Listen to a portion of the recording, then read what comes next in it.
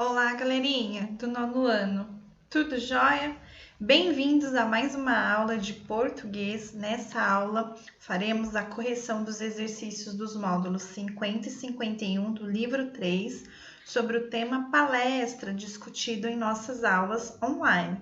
Combinado? Deixe seu livro aberto, faça as correções. Se tiver alguma dúvida no decorrer das correções, anote sua dúvida para conversar com a Pro lá na nossa próxima aula. Combinado? Vamos lá? Olha só, para responder essas questões, era preciso ler o texto, intitulado O Ser Humano é Educável, Precisa de Cuidados. Está lá na página 47, ok? Os exercícios estão na página 58, exercício 1. Qual é o recorte temático presente na palestra apresentada na versão transcrita nesses módulos? Que é essa palestra que eu acabei de falar para vocês sobre o ser humano é educável, precisa de cuidados. Então vamos responder? A palestra apresenta como recorte os cuidados necessários por parte do educador para garantir a aprendizagem de seus alunos. É esse o recorte aí, o tema, na verdade, que traz essa palestra. Ok, turminha? Número 2. É possível afirmar que existe uma oposição clara entre o histórico escolar da infância do palestrante e sua especialidade na vida adulta? Explique esse contraste. Na infância, o palestrante, de acordo com o que ele mesmo relata, olha só, ele foi um aluno que não tinha um bom desempenho escolar, foi multirrepetente. Na vida adulta, porém, tornou-se um especialista em educação, especificamente em avaliação escolar. Olha o contraste, nas avaliações dele na infância, ele não ia muito bem, né? Pelo contrário, até foi repetente. Agora, na vida adulta, ele tornou-se um especialista em educação e trabalha com essa questão de avaliação escolar. Muito interessante, né, turminha? Número 3, gente, Lucchesi usa 2 vezes para se referir à oportunidade de proferir sua exposição o substantivo comenda, sofisticado e pouco usual atualmente. Isso indica que a linguagem usada na palestra dele foi marcada por qual, gente? Formalidade, certo? Alternativa C. Certinho? Uma alternativa, uma questão do Enem para nós, ó, a número 4. O termo agronegócio não se refere apenas à agricultura e à pecuária, pois as atividades ligadas a essa produção incluem fornecedores de equipamentos, serviços para a zona rural, industrialização e comercialização dos produtos.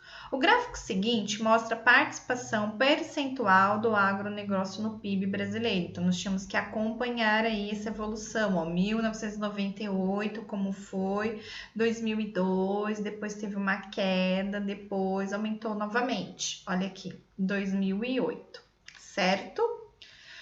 Esse gráfico foi usado em uma palestra na qual o orador ressaltou uma queda da participação do agronegócio do PIB brasileiro e a posterior recuperação dessa participação. Em termos percentuais, segundo o gráfico, o período de queda ocorreu entre os anos 2003 e 2006. Vamos ver? Olha lá.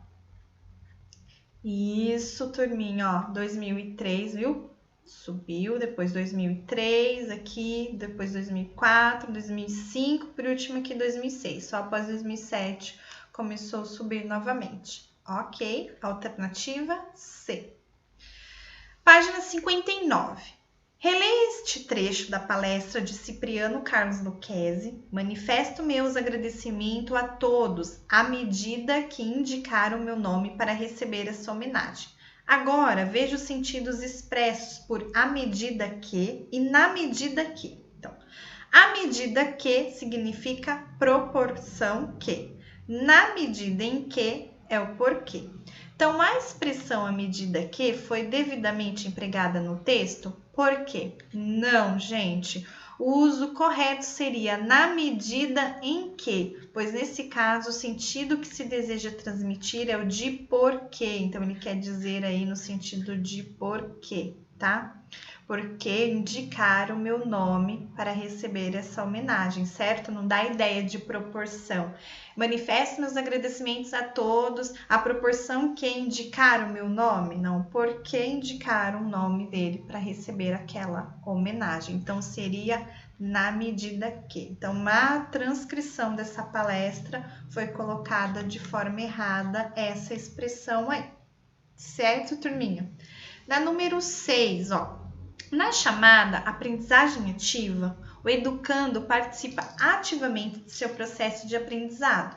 A figura central neste caso não é do professor, ainda que ele detenha grandes conhecimentos. Isso se diferencia de uma palestra, por quê? Sim, né, pessoal? Lembra que eu falei para vocês a questão da palestra? O orador é o protagonista, a palestra toda é centrada na pessoa dele. E diferentemente aí da aprendizagem ativa, ó. Sim, a aprendizagem ativa se diferencia de uma palestra na medida em que, nesta, o público que recebe os ensinamentos praticamente não se manifesta, ele só ouve, ele só recebe, ele é passivo, pois toda exposição está centrada na figura do palestrante, diferentemente dessa aprendizagem ativa, que na verdade o professor ele só vai facilitar e quem vai realmente aí ser o ativo desse processo de aprendizagem seria os alunos, certo?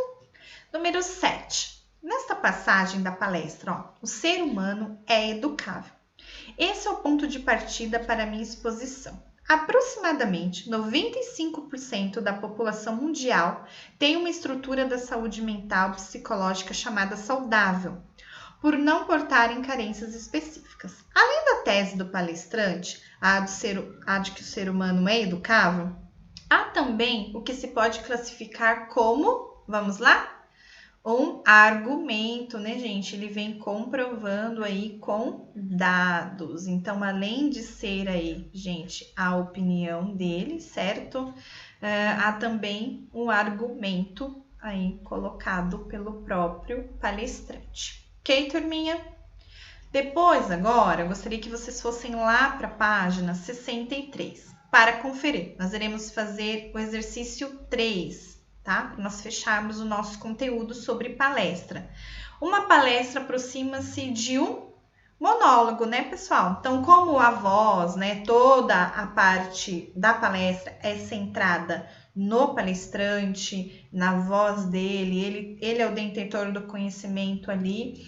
Então, não é um diálogo, não há aquela conversação. Só no final, né, de uma palestra que ele pode abrir ali momentos para perguntas ou um feedback, certo? Então, é um monólogo. Certo, turminha? Ficamos por aqui, tá? Muito obrigada pela atenção de vocês. Mais uma correção.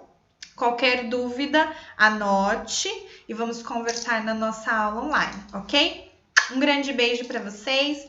Tchau, tchau. Até a nossa próxima aula.